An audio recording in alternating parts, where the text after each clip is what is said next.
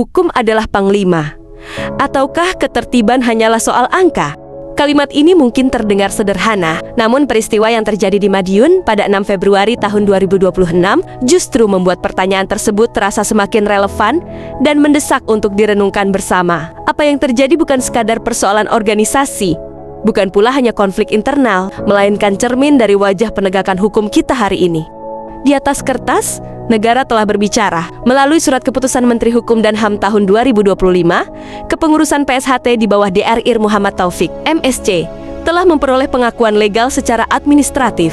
Bahkan, putusan Mahkamah Agung sebagai lembaga peradilan tertinggi seharusnya menjadi penutup dari perdebatan panjang soal legitimasi kepengurusan. Namun, realitas di lapangan menunjukkan cerita yang berbeda.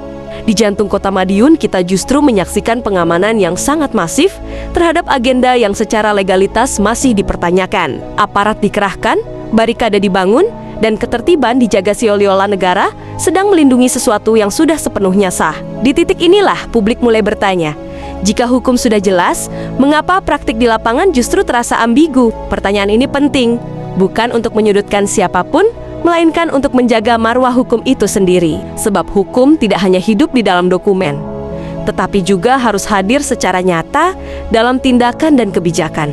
Kita memahami bahwa kepolisian memiliki mandat utama untuk menjaga keamanan dan ketertiban masyarakat atau Kamtibmas. Tidak ada yang membantah bahwa stabilitas adalah kebutuhan bersama. Namun, stabilitas yang dibangun tanpa pijakan hukum yang tegas justru berpotensi melahirkan masalah baru di kemudian hari. Apakah ketertiban hanya diukur dari tidak adanya bentrokan? Ataukah ketertiban sejati justru lahir dari kepastian hukum yang dihormati semua pihak? Jika legalitas hanya berhenti sebagai arsip di meja birokrasi tanpa keberanian untuk ditegakkan secara konsisten, maka jangan salahkan publik jika mulai meragukan posisi hukum di negeri ini. Lebih jauh lagi, hal ini membuka ruang tafsir berbahaya, seolah-olah kekuatan massa dapat menggeser keputusan negara. Disinilah dilema besar itu muncul. Apakah hukum tunduk pada tekanan sosial dan jumlah massa? Ataukah justru masyarakat yang seharusnya tunduk pada hukum sebagai kesepakatan bersama? Kita tidak sedang berbicara tentang siapa yang lebih kuat, siapa yang lebih besar, atau siapa yang lebih banyak. Kita sedang berbicara tentang prinsip dasar negara hukum. Ketika aparat berada di persimpangan antara menjaga ketertiban dan menegakkan legalitas, keputusan yang diambil akan menjadi preseden bagi masa depan. Jika hari ini ketegasan hukum dikompromikan demi situasi yang dianggap aman, maka esok hari pola yang sama bisa terulang di organisasi lain, di daerah lain, bahkan dalam skala yang lebih luas. Demokrasi pun perlahan kehilangan fondasinya, bukan karena kekacauan, tetapi karena pembiaran. PSHT sendiri bukan organisasi biasa. Ia adalah warisan budaya, warisan persaudaraan, dan simbol nilai luhur yang telah hidup puluhan tahun di tengah masyarakat. Oleh karena itu, konflik apapun yang menyertainya seharusnya diselesaikan dengan menjunjung tinggi akal sehat, musyawarah, dan terutama hukum yang berlaku.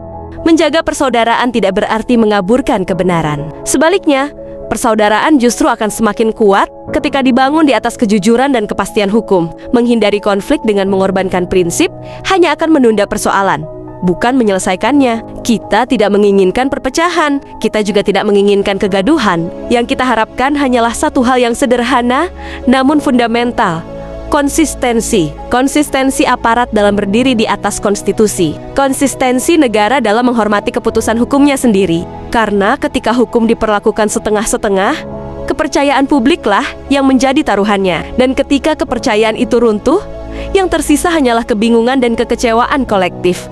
Mari kita jaga ruang publik ini dengan nalar yang sehat dan hati yang jernih. Mari kita rawat PSHT sebagai warisan luhur bangsa, bukan dengan emosi dan ego, tetapi dengan keberanian untuk taat pada hukum yang telah disepakati bersama.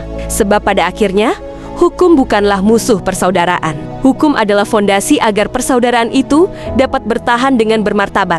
Dan dari titik inilah, kita perlu mengajak diri kita sendiri untuk berpikir lebih dalam bahwa persoalan yang terjadi di Madiun bukan hanya tentang siapa yang diakui, siapa yang dilindungi, atau siapa yang diberi ruang. Ini adalah tentang bagaimana negara hadir di tengah warganya ketika hukum diuji oleh kenyataan di lapangan.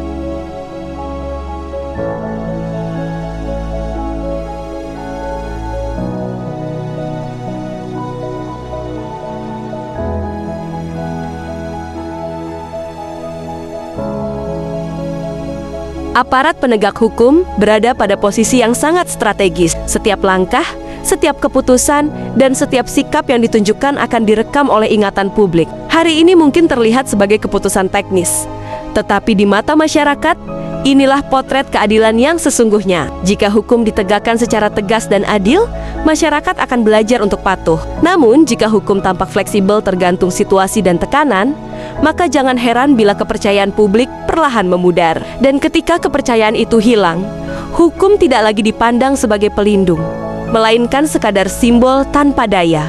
Kita tentu berharap semua pihak dapat menahan diri dan mengedepankan kebijaksanaan. Konflik tidak akan pernah melahirkan solusi, dan kekuatan massa tidak akan pernah menggantikan kebenaran hukum. Yang dibutuhkan saat ini adalah keberanian untuk kembali pada aturan main yang telah disepakati bersama. Semoga peristiwa ini menjadi pelajaran berharga, bukan hanya bagi PSHT, tetapi juga bagi seluruh elemen bangsa, bahwa ketertiban sejati lahir dari keadilan. Dan keadilan hanya mungkin terwujud jika hukum benar-benar dijadikan panglima, bukan sekadar slogan. Dan pada akhirnya, sejarah akan mencatat, bukan siapa yang paling keras bersuara, tetapi siapa yang paling konsisten menjaga nilai, hukum, dan persaudaraan. Sebelum video ini berakhir, mari kita renungkan bersama. Peristiwa ini bukan hanya soal organisasi, tetapi soal arah penegakan hukum kita ke depan. Apakah hukum benar-benar ditegakkan? Atau hanya menyesuaikan keadaan? Perbedaan pandangan itu wajar, namun harus diselesaikan dengan cara bermartabat dan taat hukum. Karena tanpa kepastian hukum, persatuan akan rapuh. Silakan sampaikan pendapat Anda di kolom komentar dengan tetap menjunjung etika dan persaudaraan. Terima kasih sudah menonton. Tetap kritis, tetap tenang, dan ingat, hukum seharusnya menjadi panglima bagi semua.